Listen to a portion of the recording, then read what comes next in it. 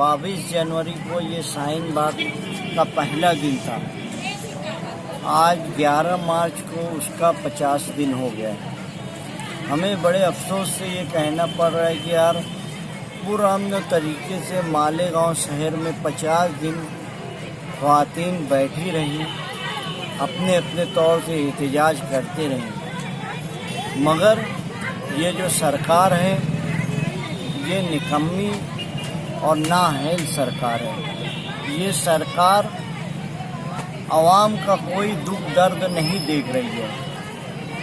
52% OBC के लोग और आदिवासी दलित ये सभी लोग मिलाकर 85% लोग जो इस कानून के खिलाफ हैं जो CAA लागू किया गया है, उसके बावजूद सरकार हिटलरशाही कर रही है।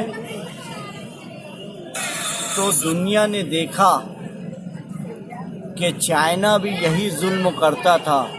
सबसे पहले वही डिटेंशन सेंटर बनाया और वहाँ पर मुसलमानों को डिटेंशन सेंटर में डाला, मसाजिद बंद कराई गई, कुरान शरीफ पढ़ने नहीं दिया गया।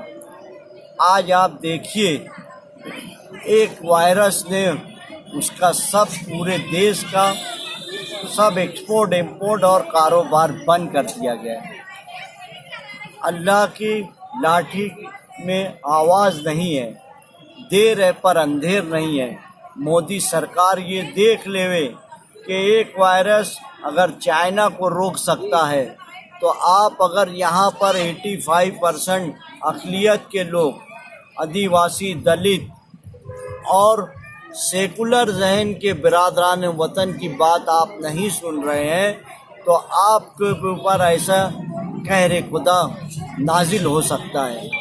मैं आपके चैनल से आज की सरकार से और ख़ास तौर से महाराष्ट्र सरकार से गुजारिश करूँगा कि जो NPR का बढ़ा हुआ कॉलम है 6 कॉलम वो हटा दे और असेंबली चालू है उसके अंदर ये पास करे कि हमारे महाराष्ट्र शहर में, महाराष्ट्र स्टेट में CAA नहीं लगेगा।